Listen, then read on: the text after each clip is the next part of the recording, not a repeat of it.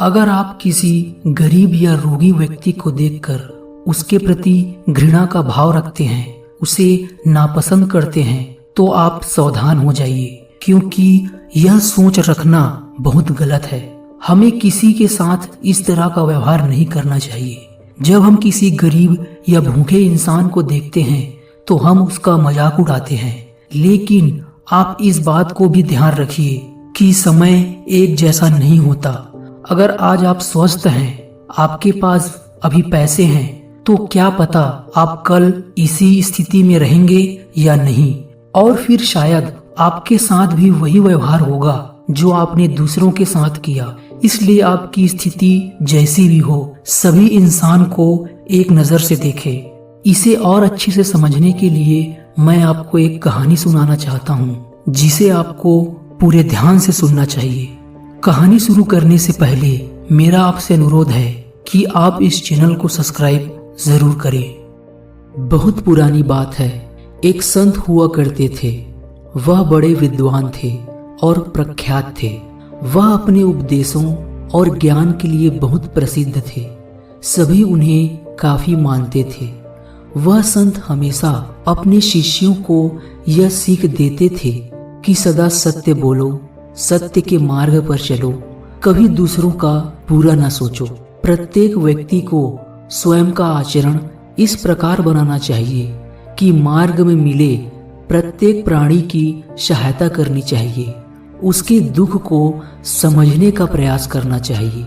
उन्होंने सदैव अपने शिष्यों और सभी लोगों को यही शिक्षा दी थी। वह संत अपने आश्रम में अपने शिष्यों के साथ रहा करते थे।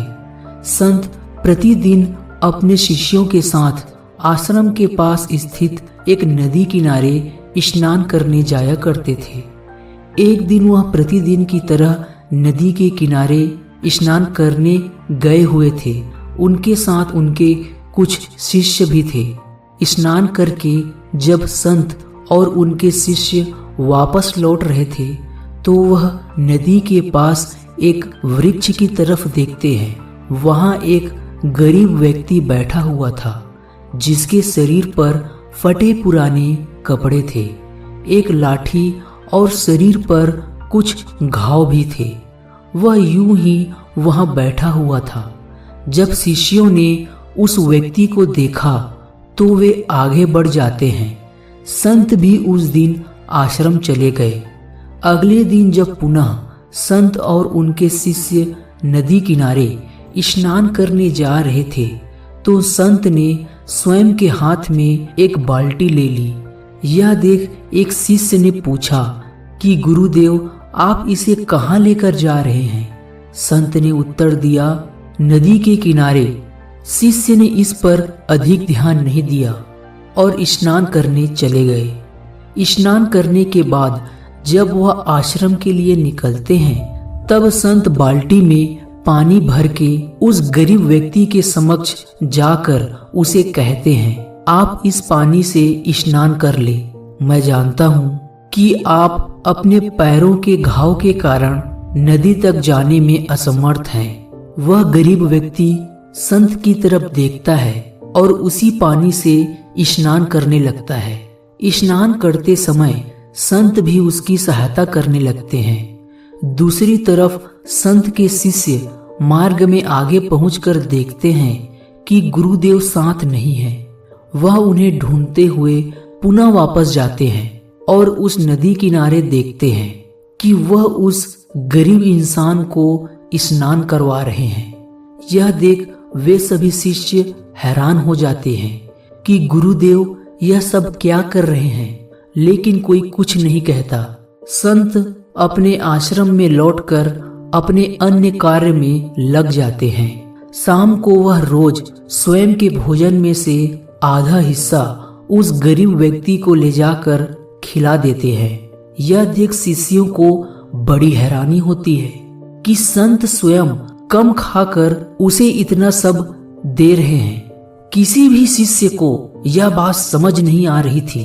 सभी शिष्य संत को ऐसा करते देख आपस में हमेशा यह चर्चा करते थे कि वह इतने बड़े प्रसिद्ध संत हैं, दूर दूर से लोग उनके शरण में आते हैं, उनके दर्शन करते हैं और वह स्वयं एक गरीब रोगी व्यक्ति के पास जाते हैं। उन्हें उनमें ऐसा क्या दिख गया जो वह उस गरीब व्यक्ति की इतनी सेवा करते हैं। हम तो उसके पास भी न जाए। वह एक रोगी है, उसके शरीर पर न जाने कितने घाव है और न ही वह स्वस्थ रहता है। गुरुदेव कैसे उसे अपने आसपास बर्दाश्त करते हैं। हमसे कभी भी ऐसा नहीं होगा। यह सब विचार उन शिष्यों के बीच चलता है। सभी उस व्यक्ति से घृणा करते हैं, लेकिन संत ने प्रतिदिन का यह नियम बना लिया था। वह प्रतिदिन उसे स्नान करवाते, भोजन देते। एक दिन संत को एक गांव में उपदेश देने जाना था। वह एक दिन पहले ही उस गांव के लिए निकल जाते हैं। जाते समय उन्होंने अपने सभी शिष्यों से कहा था कि कल मैं यहाँ नहीं रहूंगा। आप सभी जब सुबह स्नान करने जाएंगे तो मार्ग में बैठे उस गरीब व्यक्ति को भी स्नान करवा देना और थोड़ा भोजन उसे दे देना। यह सुन सभी शिष्यों के मन में यह विचार आने लगता है कि कौन उसके पास जाएगा, लेकिन वह गुरु के सामने हाँ कह देते हैं। संत अपनी यात्रा पर निकल जाते हैं।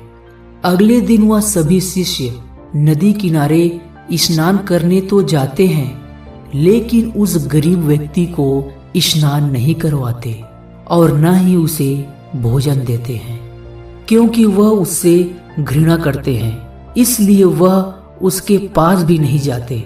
अगले दिन जब संत आश्रम में वापस आते हैं तो वह अपने शिष्यों से यह प्रश्न करते हैं कि क्या उन्होंने उस व्यक्ति को स्नान करवाया था, उसे भोजन दिया था।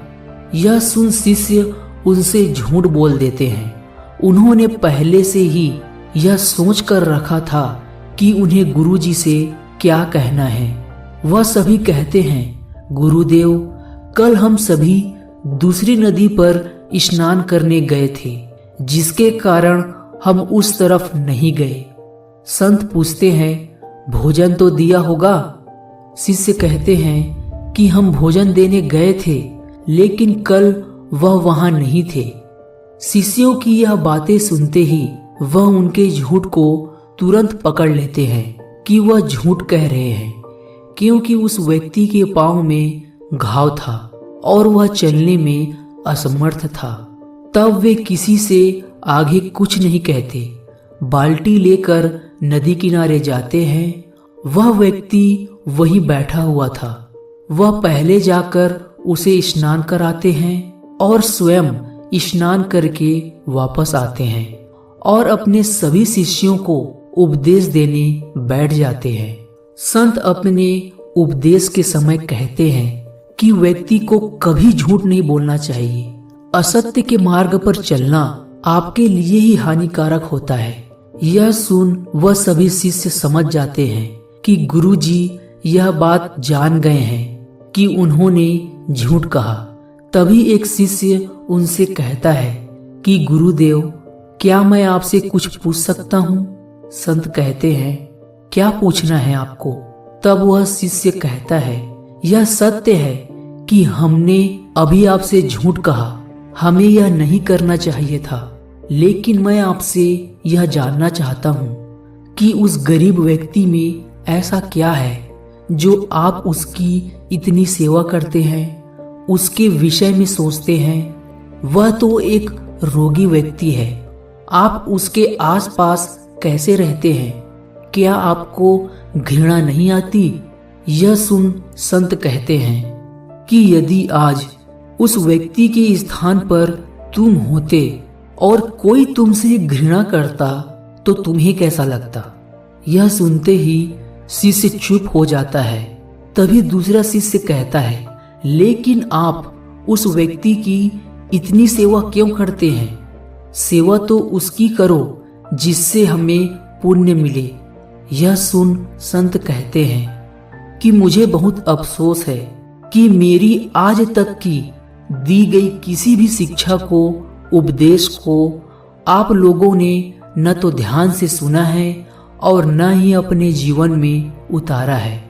यह सुन शिष्य कहते हैं कि आप ऐसा क्यों कह रहे हैं गुरुदेव, हमसे कोई भूल हुई? संत कहते हैं कि आप सबकी सोच ही गलत है।